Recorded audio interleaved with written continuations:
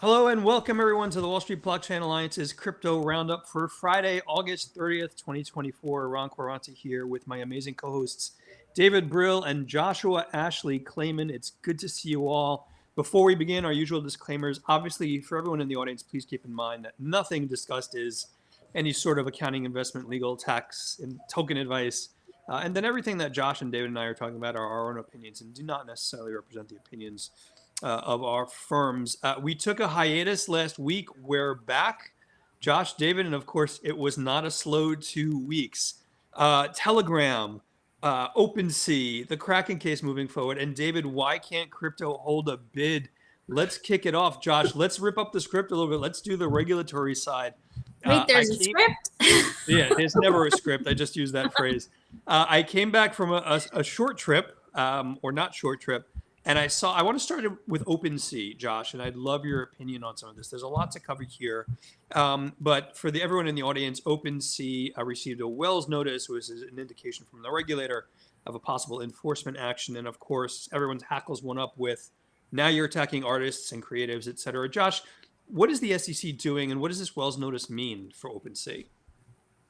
So it's hard to know what the SEC is doing, other than apparently looking likely to bring an enforcement action, right? Based on the receipt of the Wells notice. I think what is really unfortunate, among other things, is that we and perhaps even OpenSea, we don't know, and perhaps they don't, which tokens, if any, the SEC has identified as being securities, right? So I think this is very, very important, because as we know, there are all different kinds of NFTs. Now, if it's a broad view of NFTs generally, and we've certainly seen cases where the SEC has not specified which tokens it's referring to as being securities, then I think that is even more troubling, right? Yeah. What I would say also is, if we think back to early 2022 and the DOJ's enforcement action against a former OpenSea employee, in respect of what it referred to as the first, I believe they called it the first digital assets insider trading case. There, the SEC was conspicuously absent, right? There was no allegation that any of the NFTs listed or sold on OpenSea were securities. And at the time, I think many of us thought, okay, well, the SEC just doesn't want to fight that fight about NFTs. So yeah, I think there's a lot to wait and see. But what do you think, David and Ron? David, I was going to ask you to weigh in, because the one conversation, David, you and I have had in the past was, and Josh, I'm sorry to segue, but there was a case several years ago someone raised on Twitter. Think about art galleries and investment houses, the auction houses that sell art. None of those are subject to securities laws. How are they making the argument here? And I guess, David, that brings us to is this a weak potential case? Look, I think this is, we were joking we were pre-gaming for our call today, but I think this is like the Defending Digital Liberty Week. And, literally the battle for crypto rights, because this has just become a whole other level of what's going on between Telegram and OpenSea and, some of the other cases. But with regard to OpenSea, they might as well just named Etsy as a defendant in this case. I mean, a marketplace that is selling art, I just think this is, unfortunately, I have a sense that this has been kicking around for a while, and, the chair's term may end in a couple of months, and they decided to file this case, send the Wells notice.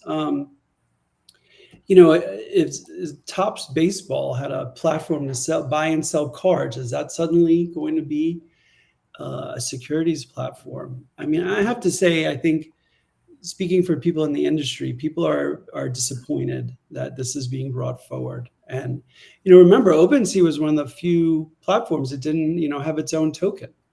So Right. They don't even have that argument to make.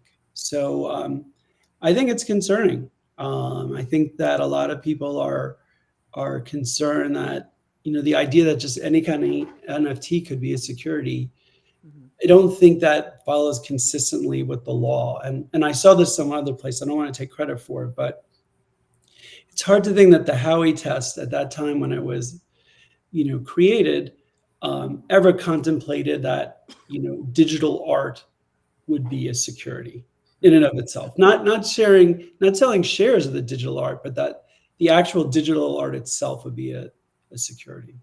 David, do we make any connection to this Wells notice? And you know the sports world better than I do. Was it DraftKings or one of the platforms that dropped Yeah. their NFT offering?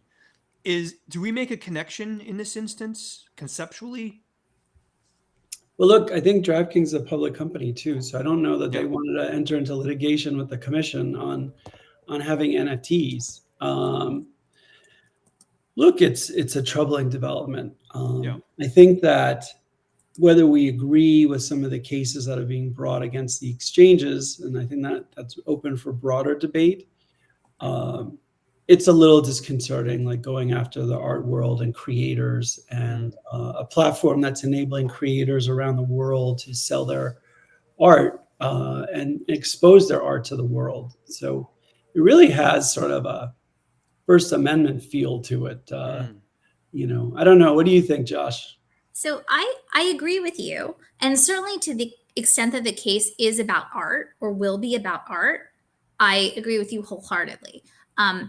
I think if we think about our friend Jason Gottlieb's and his co-counsel, whose name is escaping me right now, apologies, in the Song a Day and Brian Fry case against the SEC in, I believe, the Northern District of Louisiana, wherever it is, it fits within the Fifth Circuit.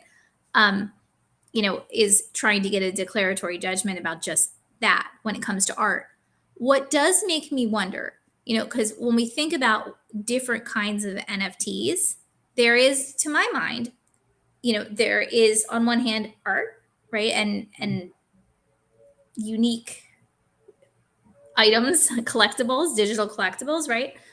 Then there are also, we have to remember that NFTs also can represent contract rights. And if we think of some of the other, and I'm just brainstorming here. This is not anything. I have no idea what the SEC is bringing in respect of, nor do I. But we've seen a lot of connections if you pull back the layers between some of the Wells notices that have been announced. For example, I think if we think about or investigations, right? If we think about Uniswap for a second, and then we think about Robinhood for a second, right? And the listing of the Uni token. It's interesting that my recollection is that certain NFTs on OpenSea represent liquidity positions in Uniswap.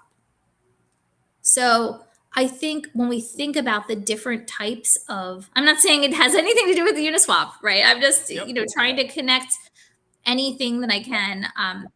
And that's why I think understanding what the SEC may be maybe alleging, which we don't know yet. I agree. If it's art, I think that I 100% agree. If it is other kinds of interests, then I think maybe more analysis needs to be done. And we don't know, and we won't know. Josh, to that point, for those in the audience and for non-legal brains like mine, does a Wells notice 100% of the time lead to an enforcement action? No. Interesting. Yeah. I mean, my non-litigator understanding is that, when you receive a Wells notice, then you have the opportunity to do a Wells submission, which, if you remember way back in the day, Kik made public their Wells submission. Yep. Right. And so that, I think, is like, I don't know if it's the last step, but it's the last material opportunity to convince the SEC not to bring suit. So, I mean, I just want to say, I am not saying that I am in any way pro regulator on this. We don't know enough about the case. Yep. I just, I thought I should at least provide some yin to the yang for a moment. Josh, thank you. Well put, Josh. Thanks so much. And, interesting, David, Josh, the other aspect of this is long gone are the days of the regulator going after call it a small organization that it would behoove them to settle immediately. OpenSea's got some pretty deep bench of legal minds as well. David, I want to I hate to do this, but I have to make it a bit of a politics conversation. Because when we see these kind of cases, and there's almost a philosophic aspect, the parallel in my mind is FTC, throwing these cases into court and arguably not winning a lot of them. What is that? Is it the philosophic bent of the regulator to say we're just going to start suing everybody? Like, where is this going? Well, it's really difficult, Ron, because on one hand, I mean, the regulators are supposed to serve the will of the people and enforce the laws, for the people in the country. And, there are a lot of jobs created by these different platforms. And so we can't lose sight of that. And the other thing you also have to remember is, once you bring the lawsuit, if they were to file one, this is something that's going to take years to move through the court system, unless OpenSea were to win on a motion to dismiss or, failure to state a claim. So just by merely filing this is sort of putting a cloud over this part of the industry for some period of time if they were to file a complaint. Yeah. Look, I try and rein in my philosophical views on certain parts of this, but I don't think filing, an action against OpenSea is constructive at this point of the cycle. And I think that in light of potential legislation that's in Congress, in light of,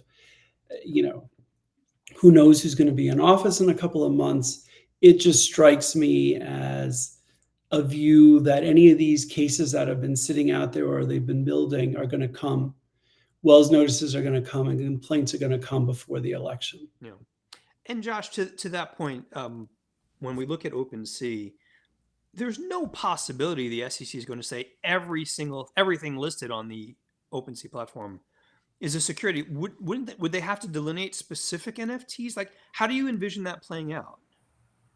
I mean, it's a really good question, Ron, because we've even seen in some of the other. Here we don't have a case. Let's just be clear. Yeah, There's no case filed. There's no, we're not making any allegations, nor is the SEC, to our knowledge, making any allegations of wrongdoing. Yeah. But we've seen in different cases where there's been a move potentially to remove certain references to tokens altogether, or in certain instances. So I think from the SEC's view, they may take the view we only have to show that one token is a security on a platform. Nevertheless, in many of the settlements that we've seen, including if we think back to, what is it called? I've forgotten the name of it for a moment. The recent one about where they alleged that it was a market maker. It had stopped doing actions years before the settlement was brought. What is it?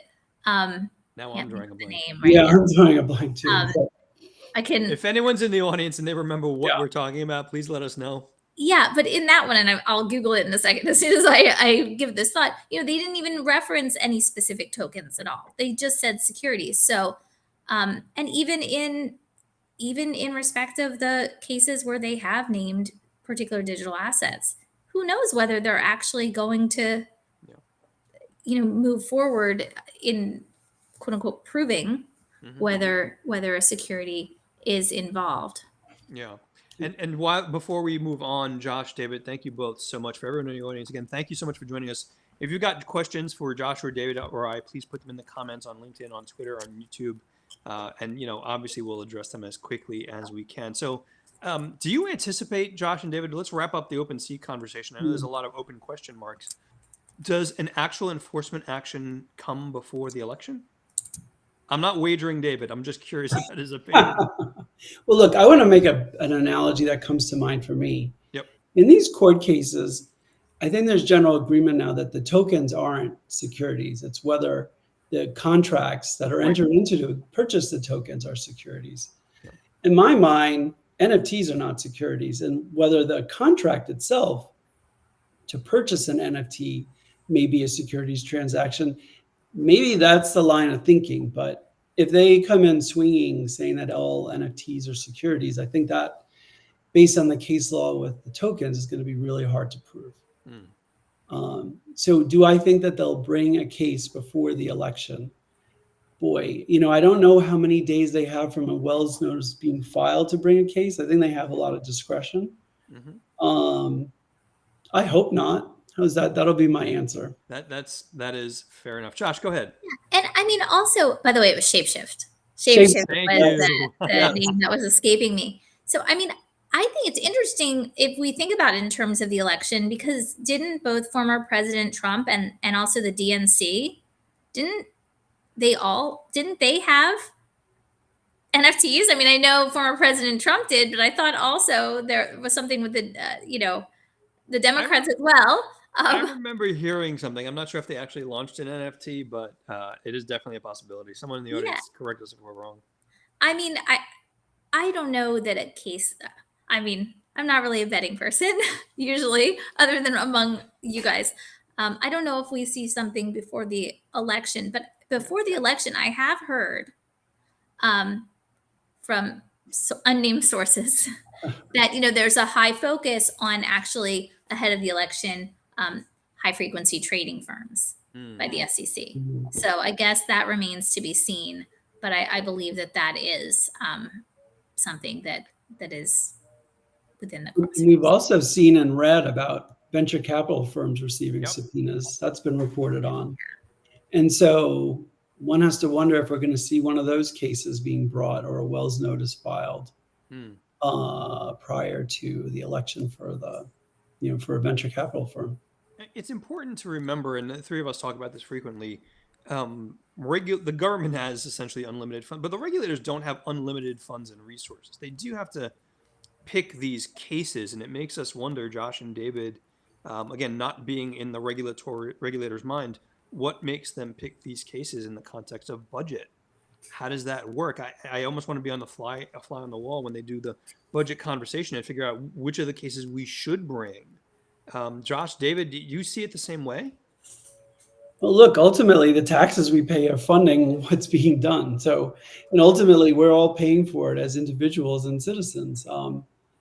Look, I would want any regulatory agency to be a good steward of our money and bring cases that were appropriate and to protect consumers. So we can hope that that's the case. Yeah, I mean, I would like to believe that I would imagine there's a lot of important thinking that goes into. I do think there's a resource allocation issue as well. Certainly with all these cases out there, including the timing issue of whether to appeal things like Ripple, right? The Ripple decision, and what effects that may have on ongoing cases. I think I've heard generally, although all caveats apply, including reiterating the disclaimers from earlier. But yeah, I've heard that I've heard a number of things. I've heard that there has been an overspend at the SEC, perhaps in some people's views, in terms of the allocation on crypto and the focus on crypto. Certainly, we saw salary increases, but a flat budget for the SEC. And I think there is a belief by some that most, if not all, of the big cases are already out there right now. I think I've also heard the view that that it's possible that now, when staff at the SEC may begin an investigation, that it may take a very long time. Now, your mileage may vary, and this is not based on privileged information or anything like that, but just that it may take a long time for them to let go of an investigation because there may not be that many big cases still left in the hopper, so to speak. Yeah. I think there's a bunch of other things relating to that, including that I've heard from some that the thought is that no matter who wins in the election, that there's an expectation that Gary Gensler is unlikely to be there. Interesting. Now that, again, it's pure speculation. It's just what I've heard. It's interesting because when we hear these things, it's we always caution the industry. I'm just going to say, be careful what you wish for. I mean, I remember the day that Gary Gensler was nominated back when President Biden took office, and everyone in the industry was, this will be great. He taught at MIT. And it was, for the industry broadly, paraphrasing, a catastrophe. So it'll be interesting to see, Josh, how that moves forward. And I think from the perspective of the Wills Notice, it'll be interesting to see if there's actually an enforcement action.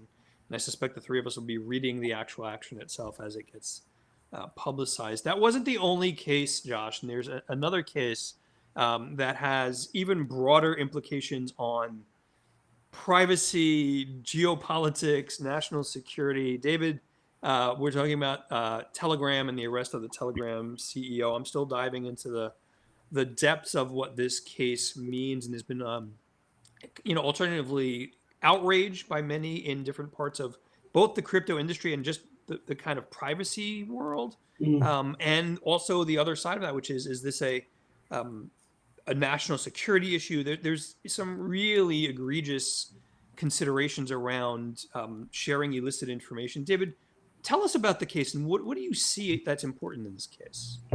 Well, I mean, I think there's a few things important. One is you have a private citizen who runs a company and who now is suddenly responsible for the content that other parties put on their product, and now is like personally liable for that.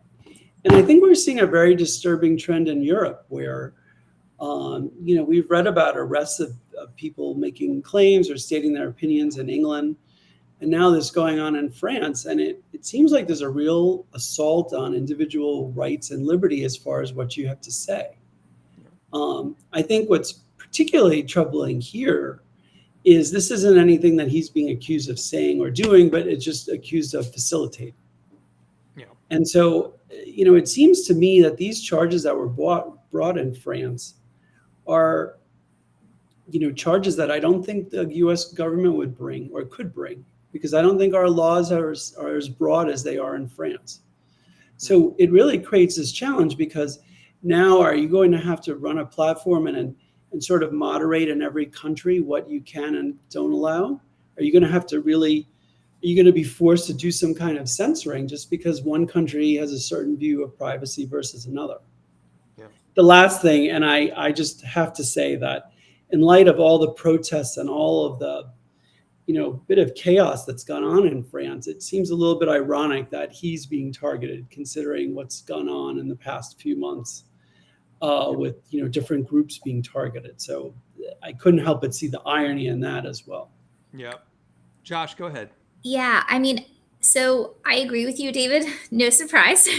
I will say, from what I have heard, there is a chance that the U.S. is really driving this case, notwithstanding that it's in France, and that there's intergovernmental cooperation, perhaps, and going back to the focus on national security that we often talk about, and illicit funds and things like that. So I think it is interesting what you said about this being a case that could only be brought in France and not in the U.S. if, in fact, it's true that actually behind the scenes, the U.S. is playing. I think we really have to be mindful of, there's one analogy that I definitely don't want to use, but we really have to be mindful that there's this encroaching of free speech that's going on. And, there may be national security issues that we're not aware of or will be apprised of and, have the ability to know. But, if every platform, if you look at what happened with Mark Zuckerberg, where he's come out and admitted that he, censored some content on Facebook to appease the government. These are troubling signs. And, X is not, offering its services in Brazil now because of, the laws there. So I think this is a crypto issue, but this is also a broader issue I think we all need to be aware of and just mindful of. It's interesting, David, how so much of the world that the three of us and so many of our colleagues operate in really are part of ideological battles. And I never thought that would have been the case when we all began to get involved in crypto. It feels like 100 years ago, but it is interesting to see how the ideological challenges really come to the fore in cases like this. And it's not even directly a crypto issue per se when we look at Telegram. I mean, there was the TON token and I know, David, that token's taken a hit in the marketplace, I believe, at some point. I haven't looked at it in a couple of days, but these are broader issues than even crypto in many ways, correct? Yeah, well, I think it's really a view about individual freedoms and what, individuals can do. And look, crypto is founded on individuals having control of their own currency and their own value. And, these personal liberties are offshoots of that. So it's very interesting how, in some ways, it's all coming full circle. Yep. But I do think that, and I want to reiterate this, that censorship of individuals' views, whether we like them or not, and I'm sure there's plenty that are distasteful, Yep. is a very slippery slope, and one that I really hope does not sort of come over to the U.S. Yep. Thank you, David. Thank you, Josh. Mr. Tavares, good to see you. Happy Friday. Thank you for joining us.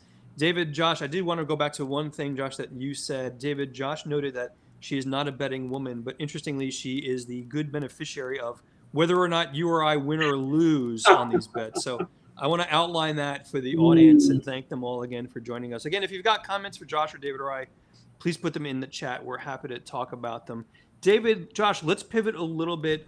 We didn't get a chance last week to get together, so there's been a lot of economic data. David, this morning, you were probably in your trader's turret looking at the economic data on the core consumer price information, PCE data, which came in line up 0.2%. So basically solidifying the Fed's potential move, hopefully in September, to begin cutting interest rates. David, what are you seeing coming from this? And it wasn't too long ago where we were talking about, oh my God, the Fed will need to do emergency rate cuts. Things are much more than we thought. Where are we settling in? Quarter point in September and going forward? I think 25 in September. I don't think the data supports 50. At least the data that they're using supports 50. Yeah. But I do want to say that there are some, continuing troubling signs. We're seeing savings near an all-time low. We're seeing credit card debt near an all-time high. And we're also seeing a lot of retailers struggling. I think Lululemon is struggling. Big Lots, I think, is closing some stores. We're seeing discretionary spending by people sort of start to taper down. And I think that's a sign, not that I want to say Lululemon is like a canary in the coal mine, but when you're seeing some of these discounters having trouble making earnings or, maybe shuttering stores, that's really something to pay attention to, because if they're not, with the way things are and they're not being able to make profit, that's definitely concerning. David, thanks so much. Oh. Emma Channing. With a dog, Josh, you're not buying enough bones. I think you're going to have to just go back and get another box. My dog was just trying to emphasize that Lululemon would not be a discount. her buy rating on Lululemon. Shout out to Emma Channing, our favorite. I love Lululemon. It's our favorite lurker. Emma, good to see you. You can lurk around here at any time. Josh, what are your thoughts on some of this now that we've pulled you into the macroeconomic conversation? And when you call your portfolio manager for your family office, what are you thinking about buying in the coming weeks and months? So and it's not investment that.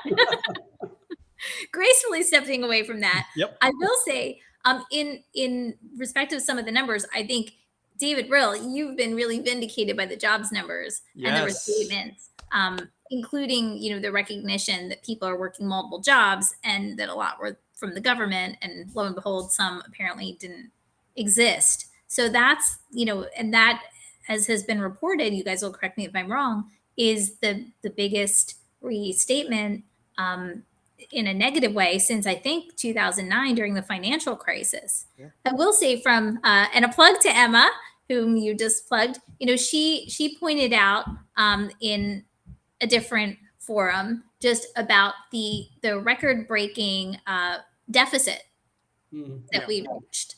And so I think it just hit, if I'm remembering correctly, what she had mentioned and what has been reported, 35.2 trillion, which is an all-time high. So, yeah. David, Josh, thanks. When we look at the data, and you're absolutely right, Josh, David is vindicated in his perspectives. I got to ask, David, 800,000 jobs. You and I have this data conversation a lot, and I get that organizations and groups like the Fed or the Bureau of Labor Statistics are reactive to data, but how do you miss 800,000 jobs in the data? Like, there's no words for it. I mean, there are just no words for it. And I think the real problem is, like, what would have been our picture of the economy 6 months ago if we had the proper jobs numbers? Right. Maybe it's a vindication that we should have been cutting rates sooner, and that the job situation is getting worse. And look, I think by creating the perception that the jobs market was better than it was, also sort of like doing a disservice for the people who are looking for jobs. Yeah. Because we keep reading how robust the economy is and how many jobs are being created, yet people who are looking for jobs are not seeing the same thing. So I think it sort of reverberates both ways. And I really wonder if somebody had gone back and if we had the real numbers for each of the last 6 or 9 months, where would we have lowered rates, or what would we have done differently? Yeah. David, Josh, I want to throw one thing out there. The three of us look at data and data points in different ways from a macro perspective, a markets perspective. But I interestingly have my own personal data point. And David, I'd love your thoughts, and Josh, your thoughts on this. There seems to be a correlation in my experience when the number of cars you see in driveways on any particular road near where I live that have for sale signs on them. And I know this sounds a bit weird, but some of them are newer looking cars, and it makes me wonder, are people struggling to keep or pay the cars that they have? And I can tell you in the past 3 to 4 weeks, I have never seen more cars in driveways with for sale signs on them. And I wonder if, everyone has their own metrics, David, but it's interesting. I'd love your thoughts on how does that tie into some of what you've seen? I mean, I'm a true believer that there's sort of two things going on here. There is the higher end, consumer who is sort of business as usual, maybe tying things in a little bit or pulling things back a little bit. But I really feel that sort of the lower and mid-income person between, even Kamala Harris admitted that, I think, food is up 50 or 60% over the last 4 years in her speech. I really think that the lower end consumer and the middle end consumers are really struggling and are really pulling their belts back. And you're seeing that in those stock reports of some of the, smaller retailers, or the ones, discretionary spending retailers. So I think there's a tale of two countries sort of right now with us. One that is prosperous and is spending and doing well, and one that is, belt tightening. Why isn't this reported more, David? I mean, we're going off the crypto script a bit, but David, Josh, we consume a lot of news, the three of us, as so do so many of our audience members and colleagues in the industry, but you don't hear that tale of two countries story, David. Look, I think if we weren't in an election year, I think we'd hear much more about it. I think that's my take.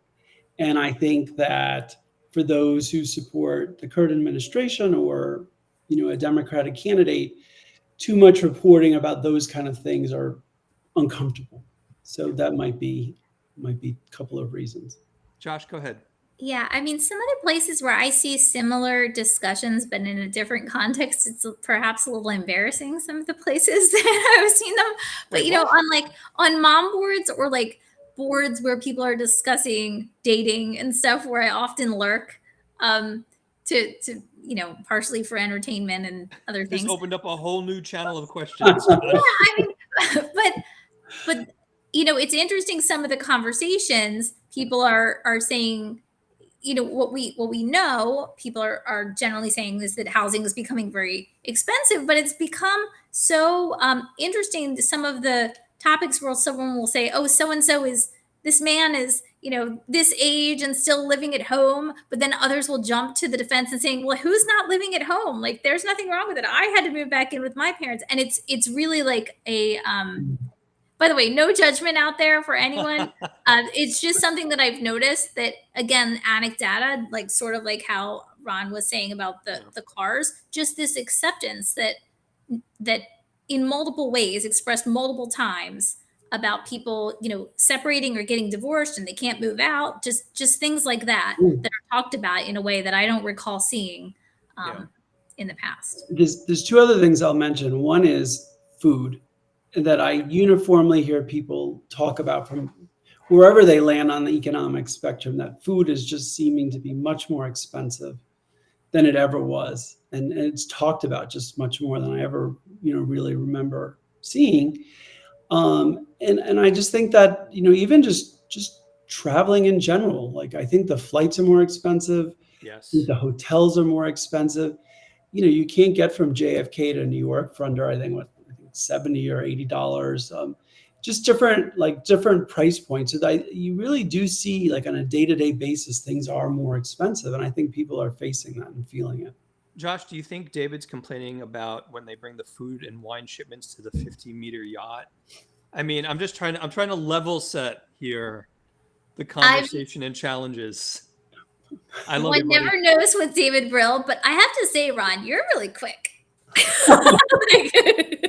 Well, I was going to say it's really like I'm just treating the food for your yacht, Ron. Because I'm not a guest that comes empty-handed. I certainly you are not appropriately. When I come to visit somebody, especially on a 50-foot yacht. But I will say this: down in Florida, I have not seen for sale signs on people's Lambo SUVs and Ferraris yet, but I'll certainly keep my eyes out for it.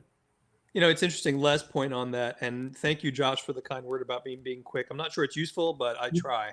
But David, the other interesting thing you brought up, food, and there's the food and fuel aspect. A lot of the data that the Fed looks at and a lot of policy decisions, for a variety of econometric reasons, parse out food and fuel.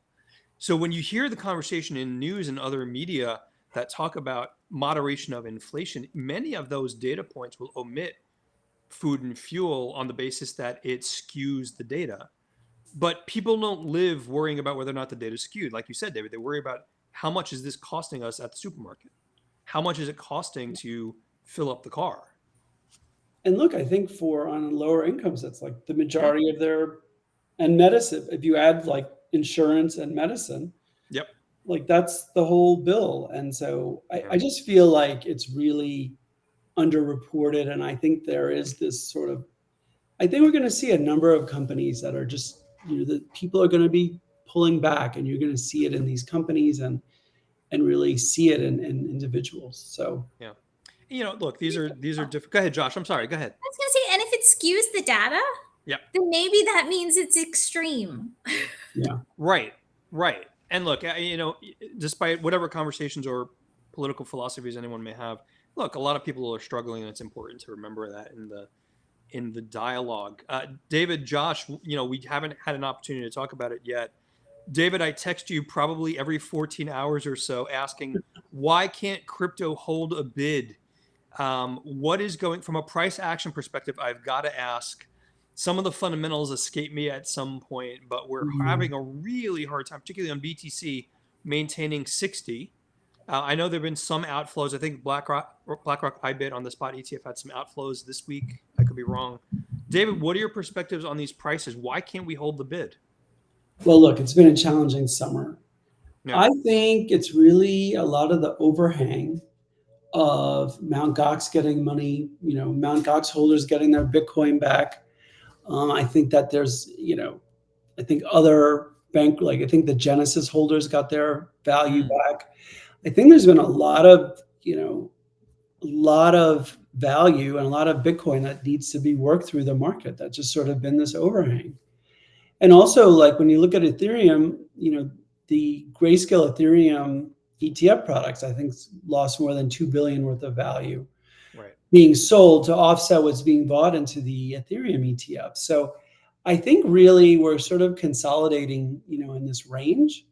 And I think also it's just there's this big overhang that's being sold off. And then thirdly, the wirehouses still aren't turned on. We do have Morgan Stanley that was turned on to some extent. And so that still needs to happen. And then I think the last thing is retail was hurt, in some of these bankruptcies, and the Celsius bankruptcy and FTX. And I think, unfortunately, my thesis is that once we hit a new high, a lot of the retail people been sitting on the sideline will FOMO in. Yeah. And so, unfortunately, you have all these factors involved. But it is interesting that, there's been this lack of, inverse correlation between the stock market and crypto. But the last thing I'll say is we have to remember that Bitcoin's still up quite a bit for the year. Yep. So if you zoom out a little bit, it's still up quite a lot. I think the most interesting question, Ron, is what's going on with the altcoins, and where is the liquidity with altcoins? Because those have really sold off significantly. Yeah. David, thanks so much. Josh, weigh in on this. And to the extent you can talk about it, Josh, David, you've mentioned overhang quite a bit, and I'm not sure how plugged into this you may be, Josh. The government holds a lot of Bitcoin, for example. Are we still looking at potential future selling pressure because of that? Will the government unload? It's a great question. I mean, one of the things we have to think back to is, for example, former President Trump's speech in Nashville, right, talking about having some kind of reserve. So I think there's different ways, and many pointed, and we even discussed on here, the sale shortly thereafter of a lot of the Silk Road proceeds.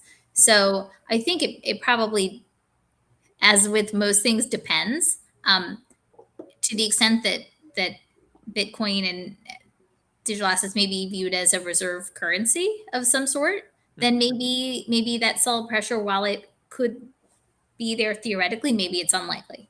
But I do think, it's something that's hard to know. There was something I was going to say based on what David was saying, and it has escaped my mind. I feel like this happens too frequently. But hopefully we'll come back. You know what, Ron? Josh got outed on X because it turns out that she's the wallet that's been buying 100 Bitcoin every day. There's been a wallet that's been buying 100 Bitcoin every day. And there's a rumor that it's Joshua Ashley Klayman as the wallet holder. The mother of blockchains loading up on Bitcoin, Josh. You move markets.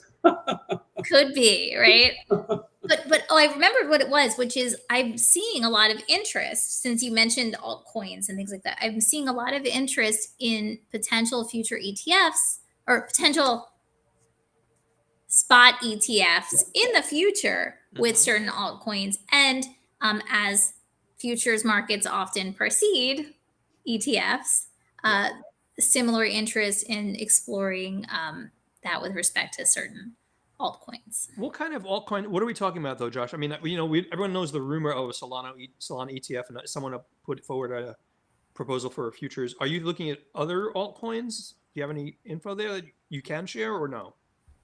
Okay, no. Fair enough. I would just say that the appetite is there from a variety of parties to explore this. Of course, as has been pointed out in many cases, including many of the cases that are kicking around right now, one can't say that all digital assets, or even any of them, necessarily involve securities transactions, right? It's case by case. So I think people are taking a hard look at different assets and thinking about what might position them well. Yeah. Let's bring that back to the politics of election season, Josh and David. When we look at some of what you're talking about, do you think a lot of these are waiting in the background until there's clarity around the election? Will there be a wave of spot crypto ETFs? So I don't know that anyone is timing it with respect to the election. I think, people are just thinking about what the future looks like, and the future that it appears that crypto, as we have long thought, is not going anywhere, right? And looking at what is the next logical step and the next opportunity. What I will say is there are a number of projects, and you're probably seeing this as well, that are hoping to launch things between now and the election, right? So I think that is that's definitely on people's minds, because I often hear things like, we want to do this by November, or else maybe by February, if we don't make it by November. Right. Not in ETF context. I just mean in general, in terms of launches. Yeah, I think, Josh, you and I and David and so many of our colleagues in the space, there's no not endorsing any particular project. There's no shortage of really good projects crossing our desks. So it is really a testament in my mind to what that future might hold. David, I want to go back to one more thing in the market, and I haven't bothered you about this in a while, but I know you track some of the options positions vis-a-vis crypto. Have you seen any changes significantly that point to a more or less volatile remainder of the year? Any thoughts about that? Well, I think, look, there continue to be levels where there's a lot of short interest and long interest, and I think they'll continue to be chased after and triggered. I do think that if we did have options on the ETFs, I think we would have more liquidity and more sort of directional views on where things are headed. Yeah. I'm hopeful we'll see that at some point. Candidly, I'm not sure why we don't have them right now, but I can surmise why. But look, we also have to remember it's the summer, and I haven't had a chance to look, and I'm going to try and look in a minute. But I have a feeling if we looked at some point in May and now, even with all this choppiness, I think we're sort of kind of near where we were at the beginning of the summer. So this might have been one of those sell in May and go away summers. We might get really busy after Labor Day as we kind of approach the end. Josh, weigh in. I'm sorry. Go ahead. Well, there's a couple of things just that I wanted to make sure we mentioned, as well as just a thought I had. One is SEC v. Kraken. Yes. And so it's interesting, both the SEC and Kraken took the decision by the judge in that case to not dismiss the case as a win, right? And you may have seen, obviously, the SEC's statement about the denial of the motion to dismiss, but you may also have seen Marco Santori's tweets or posts on X. I'll get used to that in about 10 years about the decision being a win for Kraken, right? And for the industry, insofar as while the case did not cite to Judge Torres, or the judge did not cite to Judge Torres, there was an acknowledgement that tokens themselves, digital assets themselves, are their code, right? And so I think what Marco's tweet, if I'm characterizing it properly, in part did was to say, you have to prove the transaction, right? It's not enough to just allege that something is a security and that from that flows everything else. You actually have to prove that each interaction is looked at. Now, I will say this, in that decision, it was very early in that case. So as we've talked about in other sessions, it's perhaps unlikely that the case would be dismissed anyway at this stage. And even if we think about the Ripple case, that was not decided the way it was by Judge Torres until the facts were all, discovery had ended, and that was its summary judgment. So I think that'll be one to watch. I think definitely whatever happens, especially if, perhaps, maybe I shouldn't say especially, but the question of whether Ripple will be appealed, and also with these various decisions coming down differently so far in the various circuits in which the districts sit. Like we think about Binance, where that Judge Jackson, I believe, had cited to Ripple. I think, when we think about ultimate appeals to the Supreme Court, there's interesting positioning there. And then, of course, we can't forget about the cases against the SEC in Texas and Louisiana federal courts. Yep. One thing I also just wanted to just note in general is, to the extent, if it is the case, and again, this is big if, but if it is the case that no matter who wins, some at the regulator, SEC, may be expecting that the head of the SEC will change, then perhaps we may see additional departures in advance of that. Right? With people trying to position. And I would say, like, to the extent that it may be true about overspends and that many of the big cases are already out there, I suspect that we will see a growing focus by the SEC on things like AI, which we are already seeing. Right? And so we've also seen at the state level and discussed in federal court, things about addictive feeds, deep fakes, things like this. Certainly, we have the legislation, the law in New York that Governor Hochul signed about children under 18 and the social media addictive feeds, right? So I do think putting it all together, to the extent that projects may have maybe trying to stay out of the SEC's crosshairs, you know, I think to the extent that there are intersections with this area, I would just, perhaps have additional caution. Of course, mileage may vary. Josh, you're absolutely right. So much of our world is context. I have a technology colleague, and we've had this conversation. We did it in prep, talking about AI and crypto, and his comment to me was, if you think crypto and blockchain are tough for regulators, they have no idea what they're going to deal with AI. It's that much more complicated. So context is everything, and it's important to make these decisions and see where they all go. So we're approaching the end, my friends. It's been 2 long weeks. We probably have more to cover. David, Josh, closing thoughts from both of you. David, you want to kick us off? Sure. Well, I will say this is going to be a much busier crypto weekend than I would have ever expected for the end of August. So, no, look, I think we're really into the big part of the campaign right now, and I think for me this weekend, I'm really going to think about, what does a Democratic presidency look like for crypto? I think we've talked about at length what we think a Republican presidency would look like, but what does it mean? Like, what should we take from these spate of lawsuits that we think are going to come in the next couple of months, and what's the hangover effect?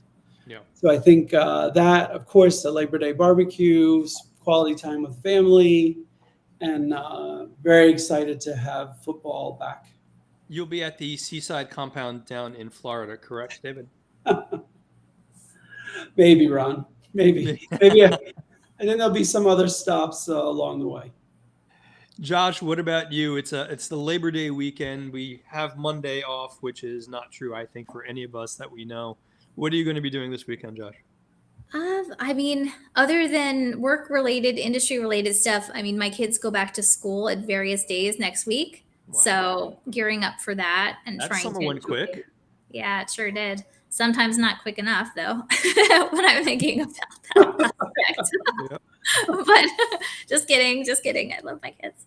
But I guess my thoughts, just building on what David said about presidential elections, and again, another hat tip to Emma, who we must have really on sick. This show. We must. She's getting really sick of these hat tips, Emma. I just got to point out. So she had mentioned something having to do with Polymarket and what others had reported, that it was almost a tie between a Republican sweep, 32%, and a Democratic president, Republican House, Democratic president, Republican Senate, Democratic House, 27%. So we'll see. Of course, this is just for fun. We're not, we're not betting. We're not endorsing. Nothing like that. We're not on Polymarket. Exactly. But yeah. So what about you, Ron? What do you? So I'm going to spend my fun-filled Labor Day weekend reviewing catering contracts, which brings me to my next announcement, which is a very ham-handed way of doing it. But for everyone in the audience, our WSBA Crypto and Blockchain Summit 2024 happening on October 24th in Midtown New York City. If you're interested in signing up, we have seats open for the public as well as members. Go to our website, WSBA.co. There's a link to sign up and learn more information. You can see Josh Klayman on stage. You can see David Brill on stage. You can see so many others on stage. Plus, there'll be food, drink, and networking. So hopefully you can all join us. But that's going to be the bulk of my weekend, as well as trying to keep up with the news. One last thing I'll add, Josh. I found an analyst, not quite sure how good he or she is, who claims that BTC will hit 150 by the end of the year. So I may still win my bet with Mr. Brill, but we will see how that goes. Ron, I've been running an informal poll for the best steak places in Manhattan. So yeah, right now it's Porterhouse, Peter Luger, and Nastro's. So he's not going to go Longhorn Steakhouse chain, Josh. He's going high end on this stuff. I get it. I'm keeping my mouth closed because I'm hoping I get an invite. It's a given. Of course you do.